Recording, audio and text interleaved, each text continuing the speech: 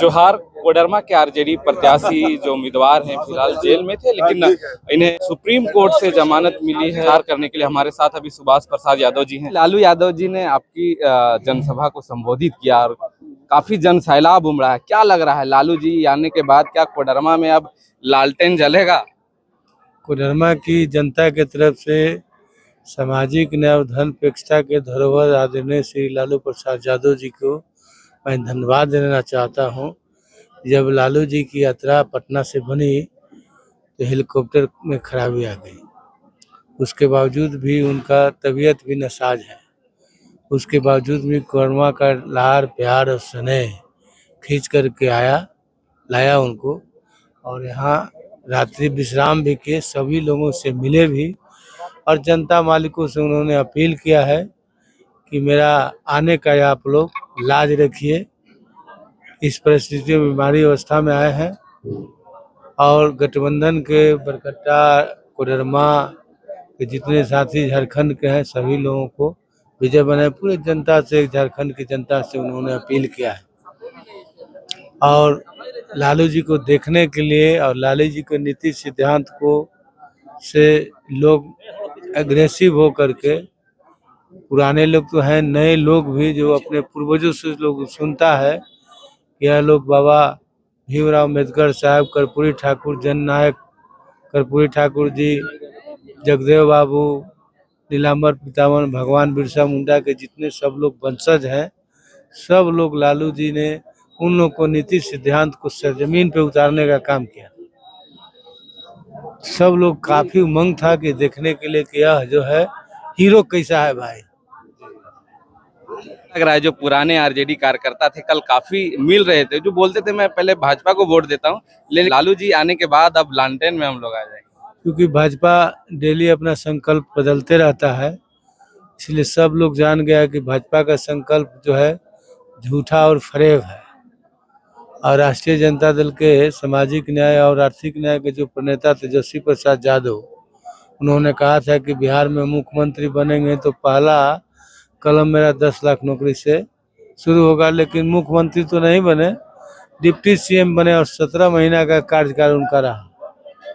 3.5 लाख नौकरी दिए, इसमें झारखंड के भी बच्चों बच्चियों का 12,000 नौकरी लगा। तो यहाँ भी महागठबंधन की सरकार बनेगी तो एम्प्लॉयमेंट, रोजगार, नौजवानों को रोजगार दिया जाएगा। खास करके कोडरमा के जो क्षेत्र में यहाँ जो हमारे पूर्वजों ने ढिबरा माइका का रोजी रोजगार जो करते थे, उससे कंसर्निंग और रोजगार चलता था। कहीं फैक्ट्री खुलता है तो उसके इर्द गिर्द में बहुत लघु फैक्ट्री भी खुल जाता है। उसी तरह से माइका के आड़ में बहुत होटल वगैरह जो चलता था, बाहर की गाड़ियाँ आती थी, सामग्री जाता था, आमदनी होता था, उससे लोग मतलब कपड़ा लत्ता, दवा दारू सब अपना करता था। लोग बंद हो गया, डुमचास का गिट्टी बंद हो गया। यहाँ पे हजारों हेक्टेयर भूमि जो है सिंचित पड़ा हुआ है, बांझ नहीं ना जमीन, तो यहाँ पर साधन, सिंचाई के साधन की व्यवस्था दुरुस्त की जाएगी। और झारखंड प्रदेश का बुनियाद ही जल जंगल जमीन से पड़ा हुआ था। तो सुभाष यादव भी 7,000 आम का फलदार वृक्ष कोरम पूरा नहीं किए हैं, बल्कि 3-4 साल का पेड़ लगाए हैं। सभी को वृक्षों में फरवरी में मजर लगेगा और मई में लोग आम खाए। अब लॉकडाउन से ही कोडरमा क्षेत्र में, कोडरमा लोकसभा क्षेत्र में लगातार कार्य कर रहे हैं, क्या लगता है कोडरमा विधानसभा में क्या ऐसे मुद्दे हैं जिसे हल करना चाहिए, और जो मुद्दे आप देख पाए उसे आप कैसे हल करेंगे? मुद्दा तो हमने आपको पहले बता दिया, और जनता की सेवा करना हमारा धर्म है। नेचर सिग्नेचर एक दिन में नहीं होता है। हम तो कोडरमा में, पाकी में, जरमुंडी में, जमुआ में, टाटा में, रांची में, पूरे झारखंड में बाढ़ आता है। उधर उत्तरी बिहार में तो देखते हैं उस समय जाके चूरा गुड़ वगैरह, मोमबत्ती कैंडल बढ़ते रहते हैं। कोरोना काल में बहुत सी सड़कों पर हमने चलंत भोजनालय चलाया। रामगढ़ से तो हमको चुनाव नहीं लड़ना है, उत्तर प्रदेश, वहाँ जा करके जो जनता दिल्ली और पंजाब और कलकत्ता से सब लोग उधर से जो आ रहा था, वहाँ सब लोगों को कम से कम मुट्ठी भर अनाज पका करके उन लोगों को खिलाने का, सेवा करने का काम करते थे। बच्चे लोगों को दूध पिलाने का काम करते थे। आज यही किया हुआ। कोडरमा की जनता, हम नहीं थे, जेल में थे, लेकिन सारे हमारे परिवार के सदस्य को लोग हाथ पर उठा करके तराती पर लेकर के घूम रहा था लोग।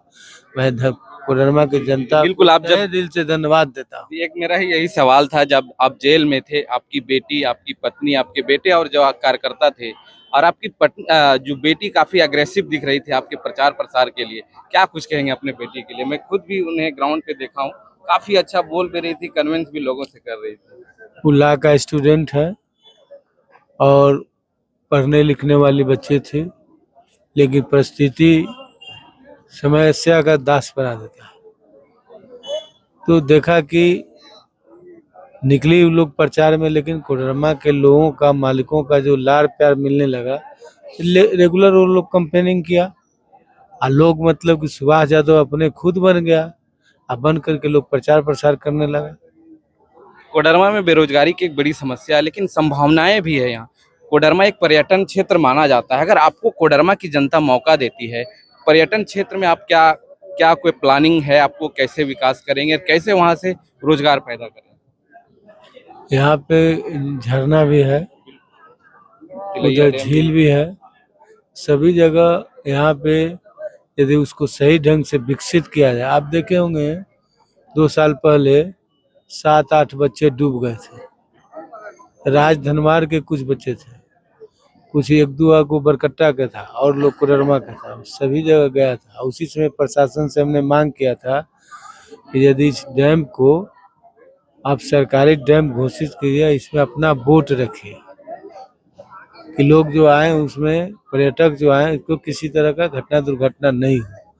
कोडरमा में बहुत विकास करने का स्कोप है, लेकिन इरादे बुलंद हो तब कामयाबी आपको मिलेगा। क्या लग रहा है यहाँ कोडरमा में एक क्वेश्चन लास्ट। कोडरमा में त्रिकोणीय मुकाबला देखा जा रहा है, आपका मुकाबला किससे है? बीजेपी से, निर्दलीय से, या किसी अन्य पार्टी से? मेरे समझ से तो लगता है कोई मुकाबला नहीं है, सब मुकाबला के बाहर निकल गए हैं, और हो सकता है कि अपना जमानत लोग एक आध आदमी बचा ले तो बहुत। कोडरमा की जनता से क्या अपील करेंगे आप? कोडरमा की जनता से हम अपील करना चाहते हैं कि लोकतंत्र का महापर्व है, जिसमें अपना हक, हुकूक, मान सम्मान और सर उठा के जीने की तालीम की बात होती है, शिक्षा की बात होती है, चिकित्सा की बात होती है, बाबा साहब का दिया हुआ जो धरोहर है संविधान, उसकी बात हो रही है, लोकतंत्र की बात हो रही है, प्रजातंत्र की बात हो रही है।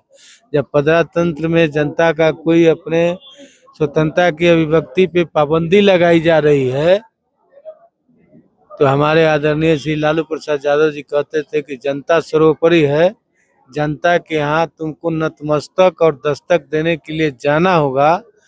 तो यदि स्वतंत्रता के व्यक्ति पे पाबंदी लगा दिया जाएगा तो कोई जनता के यहाँ जाएगा नहीं, ये लोकतंत्र खत्म हो जाएगा और राजशाही हो जाएगा, जैसे आज हो रहा है।